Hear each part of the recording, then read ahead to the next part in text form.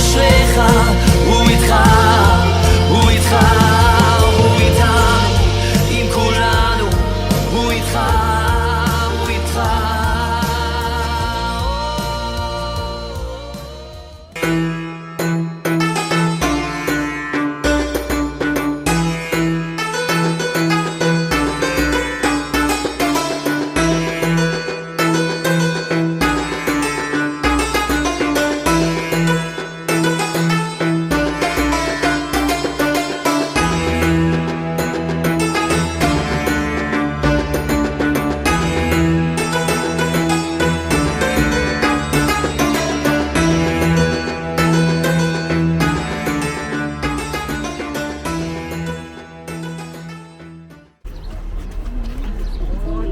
Baik, sekali lagi selamat pagi semua. Selamat pagi. Semangat. Yes. Luar biasa. Baik, Bapak Ibu. Tadi bis kita ngedrop kita di parkiran yang berada di atas. Lalu kita turun, terus masuk sini di Transfer Center ya. Nah, posisi kita sekarang berada di sini. Sebentar lagi kita menuju ke nomor 1 yaitu pintu masuk. Ya. Tiket ada di saya semua, tapi harus dicek dan diperiksa dan di-scan sama petugasnya. Setelah itu kita sudah berbaris satu line di situ. Terima tiket masuk, tapi jangan lanjut. Tunggu saya di sini ya. Nah, setelah itu Bapak Ibu, kita mulai jalan kaki. Di sini saya akan menawarkan Bapak Ibu naik kuda. Kalau kuda, dari sini sampai sini aja, kurang lebih sekitar 400 meter ya. Kalau ada yang mau naik kuda, biayanya biasanya 5-7 dolar gitu ya. Saya akan nanya di situ. Adakah yang mau naik kuda? Kalau ada yang mau, silakan. Nah, kalau nggak mau naik kuda, jalan sama saya. Kita akan berhenti sekali di depan Gen Blocks, kali berikutnya di depan Triclinium. Setelah itu kita akan melihat more di sini. Baru mulai jalan di antara dua gunung di jalan yang namanya Sik sampai kita nyampai tujuan yaitu Treasury. Ya. Seperti yang kita bisa lihat Bapak Ibu, Kota Petra itu cukup luas. Ya. Kalau kita mau melihat seluruh Kota Petra, mohon minta Nazaret booking 3 hari 3 malam di sini. Soalnya Kita ini cuma 10 sampai bawah, kilometer cuma dikali sampai 10 bawah. kilometer. Jadi rute yang kita akan gunakan yaitu yang namanya Classical Trail. Jadi dari pintu masuk sampai Treasury kurang lebih 2 km. Iya. Nah, yang mau naik golf car BP, naiknya dari belakang Wisma ini, terus di drop di sini di depan Treasury. Nanti pulangnya dari Treasury balik lagi ke sini ke Vista Center. Kalau ada yang mau pulangnya aja, nanti kita bisa arrange di sini, kita bisa bayar langsung di situ 25 dari sini balik lagi ke Vista Center. Nah, seperti yang Mr. Zia sampaikan, daripada kita berkumpul di sana di sini, sebelum berangkat kalau mau ke WC di situ, di sebelah WC. Nah, Bapak Ibu seperti yang tadi saya sampaikan, pas kita masuk, setelah itu ada tempatnya untuk naik kuda. Kalau ada yang berminat atau ada yang mau naik kuda atau mau coba duduk di atas kuda, mulainya dari sini, nanti di dropnya di belakang bukit ini kurang lebih sekitar 450 sudah 500 meter. Biayanya kurang lebih 5 sampai 10 dolar.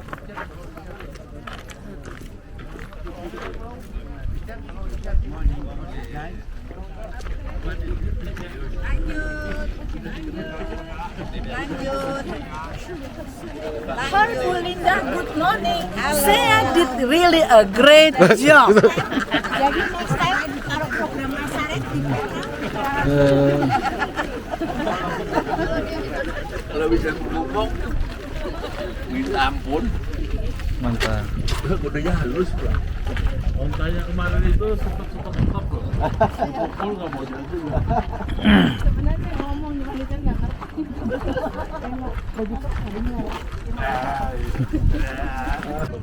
Merapat. Nazaret merapat.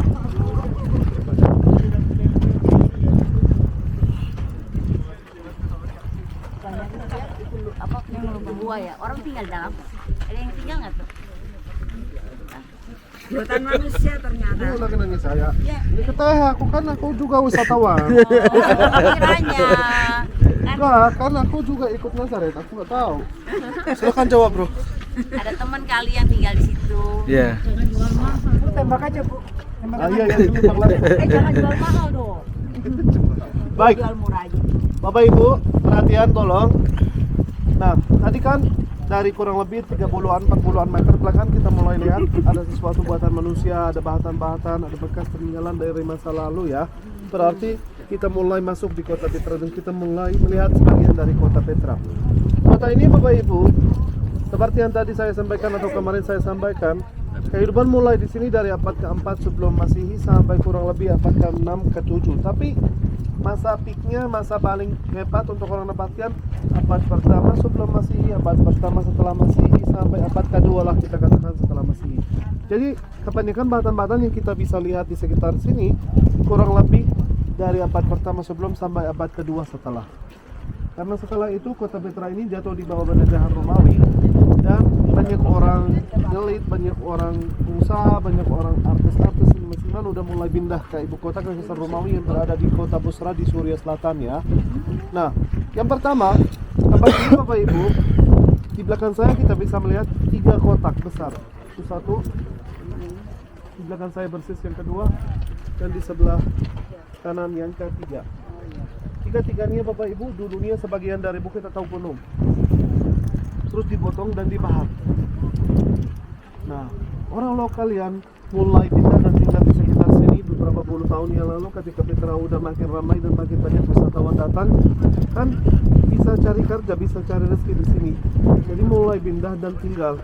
Ternyata ada gua-gua, ada lubang-lubang. Mereka pakai lubang-lubang dan gua-gua ini sebagai rumah buat mereka.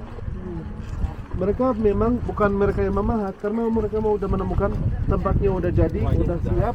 Nah, makanya mereka tinggal bersihin, terus tinggal di situ. Nah, mulai mereka mau kasih nama-nama untuk beberapa tempat. Ya, di sini waktu itu kota besar, tapi aksesnya nggak ada. Dari depan, belakang pun, kanan atau kiri pun nggak ada di sini. Nah, ternyata lubangnya ada di atas. Dengan pikiran yang sangat-sangat apa ya bisa masuk keluar rumahnya dari atas selain makhluk halus atau jin. Makanya mereka kasih nama kotak jin, jin blocks. Kan kita tadi baca di betanya jin blocks. Nah, mereka panggil tempat ini atas nama kotak jin atau rumah makhluk halus, banyak namanya. Nah, kenapa memang kepercayaannya itu? Karena mereka orang yang tidak berpendidikan dan sangat sederhana.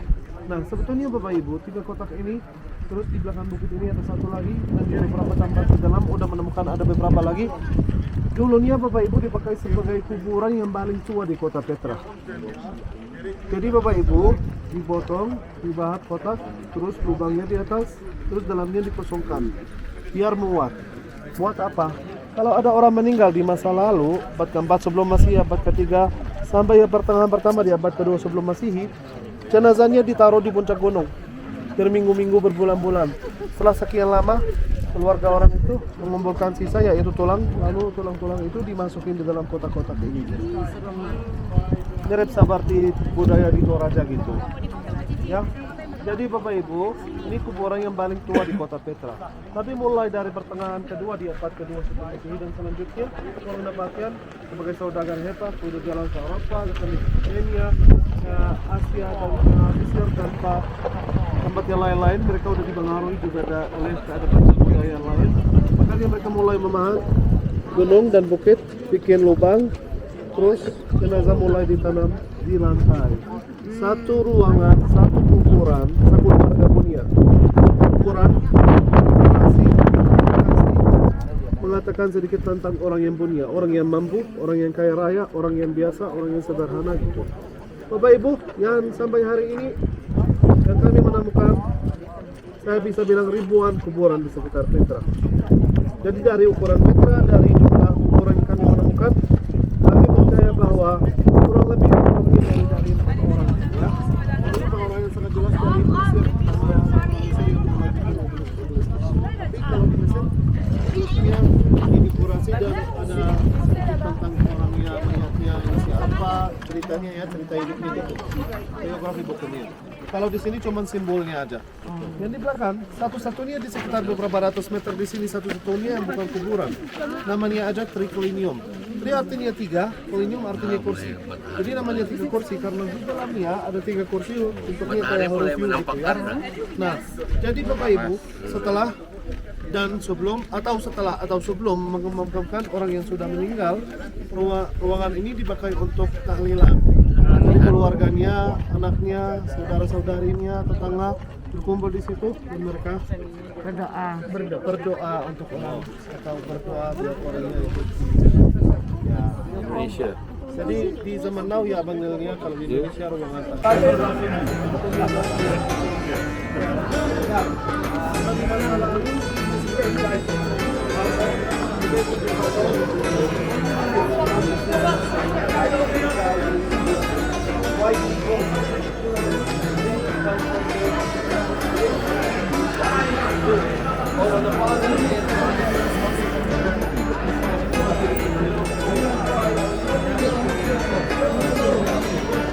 Ada setengah lingkaran ini didekorasi. Setengah lingkaran ini didekorasi oleh dewi namanya Dewi Isis. Dewi dari Mesir, dewi kehidupan dan dewi kematian juga. Isis. Isis atau Isis. Nah, di dalam Bapak Ibu, seperti kita bisa lihat, teman satu itu pertama,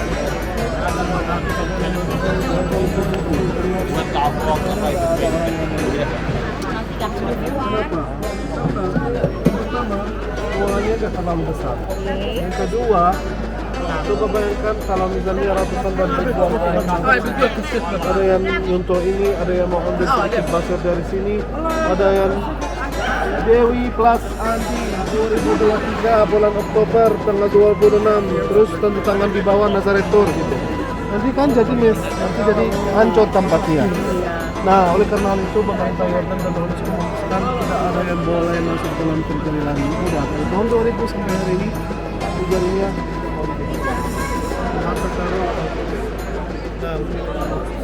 jadi begini ini Bapak Ibu di dalamnya cuma satu ruangan.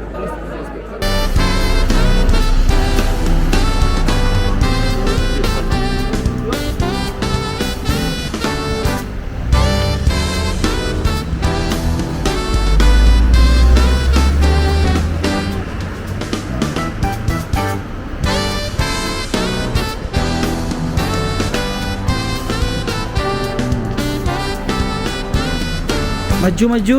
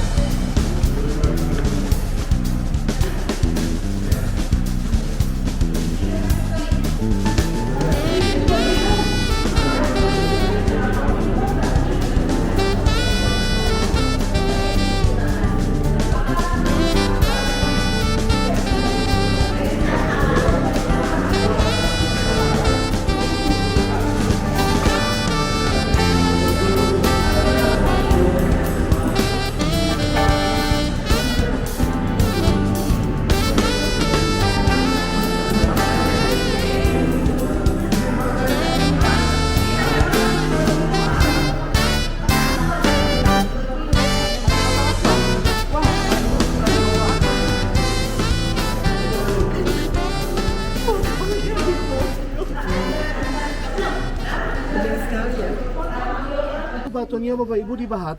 Kalau kita melihat batunya dari sebelah kanan seperti lembar-lembar Alkitab ya. Nah, terus di ujung kirinya ada 3 kepala. Kepala siapa yang di atas? Abraham. Kepala Yesus. Kepala yang di tengah kepala Musa. Di bawah ada kepala tapi tidak ada detail, tidak ada wajah karena dalam agama Islam tidak boleh membentukkan manusia di dalam batu atau kayu atau apa aja gitu ya. Jadi ini cuma simbol untuk Tiga agama. Yesus, Musa dan Muhammad yaitu Jewish, Kristen, Jewish dan Islam yang berada di sini. Di bawahnya ada beberapa muka lagi karena pasti kita tahu kan Joshua, Yohanes, Elia, Elijah semuanya juga berasal dari daerah sini gitu ya. Nah, jadi Bapak Ibu kalau kita bisa baca di depan nama Bapa Suci Yohanes Paulus kedua udah tertulis di atas, Bapa Yohanes Paulus kedua dan tanggalnya pun juga tertulis 20 Maret MM Millennium ya. Terus di bawah ada tulisan Latin Onus Dios Pater Omnium Super Omnes. Artinya satu Tuhan Bapa untuk semua di atas segalanya. Amin. Bapak Ibu, satu hal yang kita harus mengakui bahwa situs ini diakui oleh 3 agama, Kristen, Jewish dan Islam. Banyak grup Muslim juga.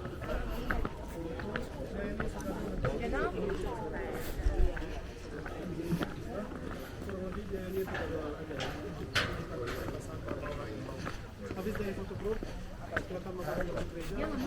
Kita bagian paling keluar. Setelah itu masing-masing keluar.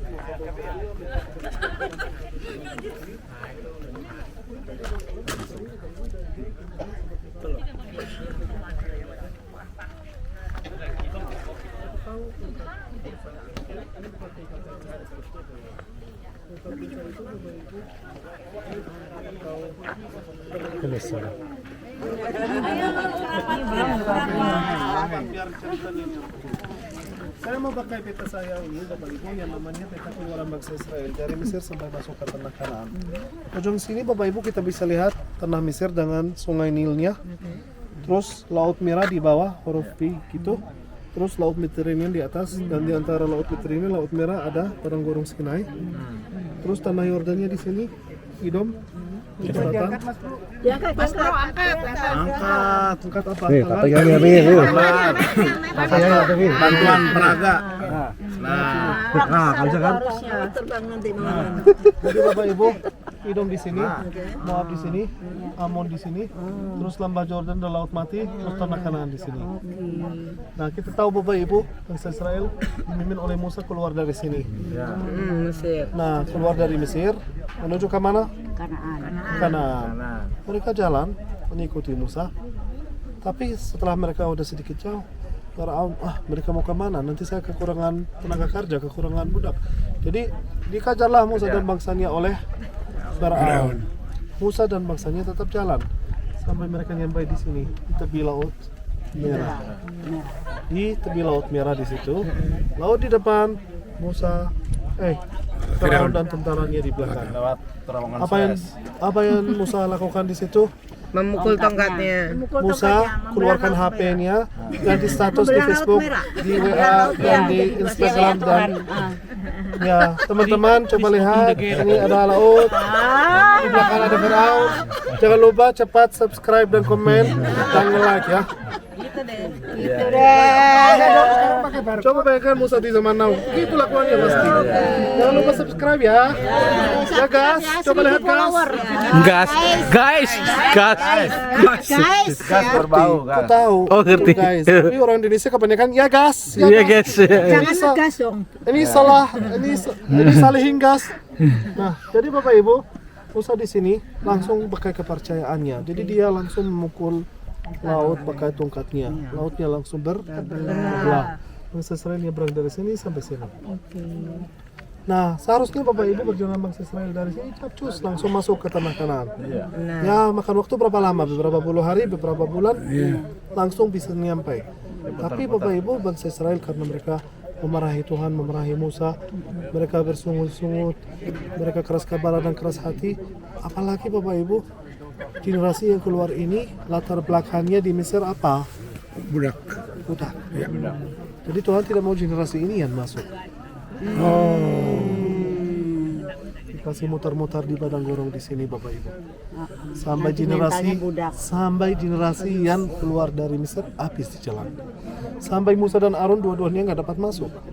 Ya, hanya 2 orang Bapak Ibu. Hanya 2 orang yang dari Mesir bisa sampai dan masuk. Bukan cuma 2 orang sendiri, maksud saya enggak. Tapi dari generasi yang keluar dari Mesir cuma 2 yang masuk, Joshua dan Kalib. Hanya Joshua dan Kalib yang masuk Bapak Ibu. Memang ada yang tahu kenapa Joshua dan Kalib aja yang masuk? Karena Joshua dan Kalib beli paketnya dari Nazaret. Nah.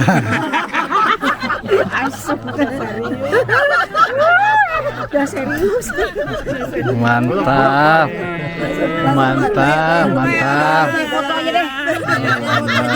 Terima kasih Pak. Ini iklan ini. Kayak lagi lagi nonton Indosiar gitu.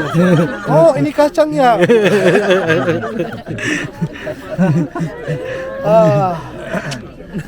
Ya udah Kaleb dengan itu tadi. Joshua dan Kaleb. Bapak Ibu ini yang baik dan masuk ya. Nah, kita tahu Bapak Ibu bangsa Israel di padang gurun Sinai di sini banyak hal yang terjadi dan banyak cerita. Yang kita mau ingat ketika bangsa Israel berada di kaki gunung Sinai. Musa di situ mendaki Gunung Sinai sendiri untuk menerima 10 perintah Allah di situ. Jadi dia berpisah sama maksanya. Mereka ya memang sedih karena terpisah sama pemimpinnya. Tapi mau nggak mau ya harus menunggu. 30 udah lewat. Katanya 30 hari. 30 hari lewat. 31, 32, 33, 34 belum balik-balik. Orang-orang ya mulai ngomong, wah ternyata orang yang kami ikut dari Mesir sampai sini orangnya nggak tepat waktu, orangnya nggak jujur, orangnya kemana aja. Banyak orang Bapak Ibu mengeluh, balik lagi menyembah berhala mereka, membalas dendam gitu. Kenapa kamu telat? Jadi mereka menyembah berhala dan mulai menyembah lampu emas.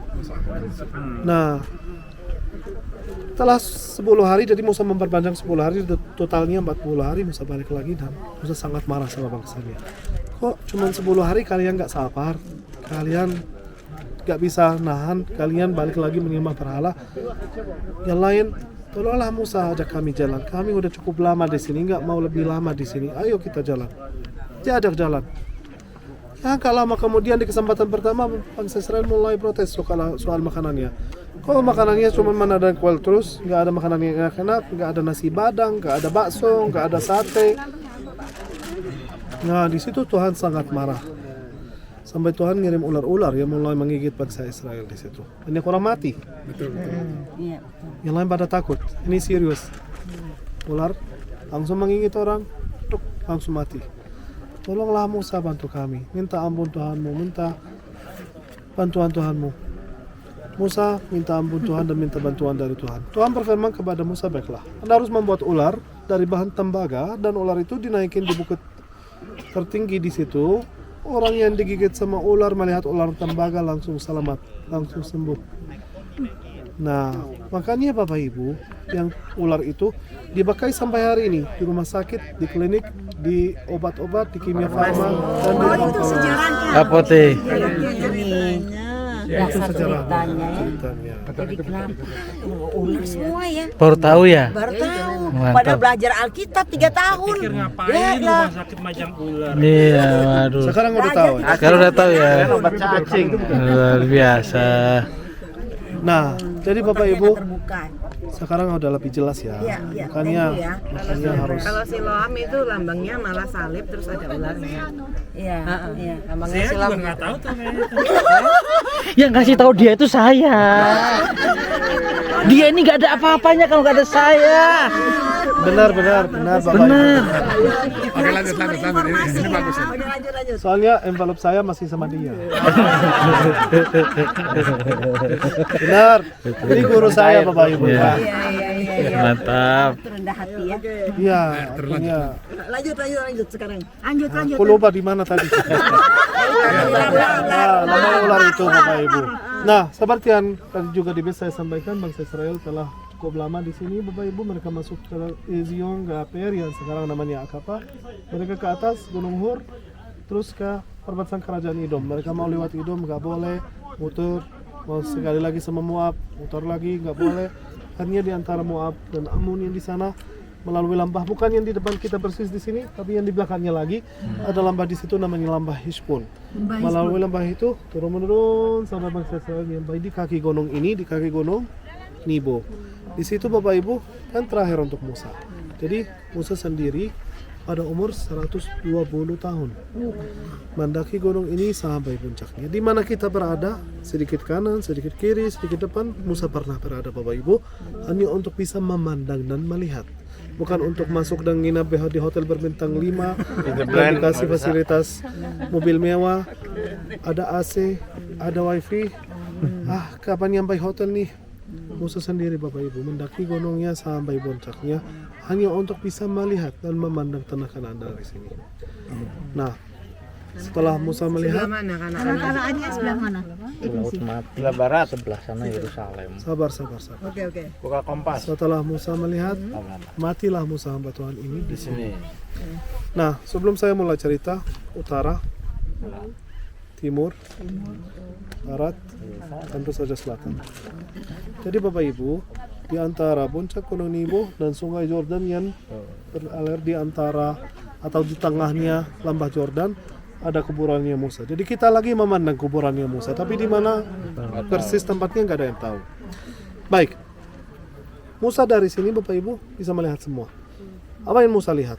Apa yang Tuhan memperlihatkan kepada Musa? Mulai dari saya, kalau kita berdiri lurus, berarti kita menghadap ke arah jam 12. Saya mau pakai arah jam biar persis tepat ya. Kalau kita melihat ke arah jam 4, itu artinya kita melihat dan memandang kerajaan Ammon atau yang sekarang namanya Aman. Kalau kita memandang ke arah jam 1, arah jam 2, bukit-bukit yang di situ adalah bukit-bukit Gilead. Bukit-bukit Gilead Bapak Ibu tersebut juga di Alkitab, di mana Yakub 2 istri 11 anak dulunya tinggalnya di Gilead. Tuh, dilihat. Nah, di belakang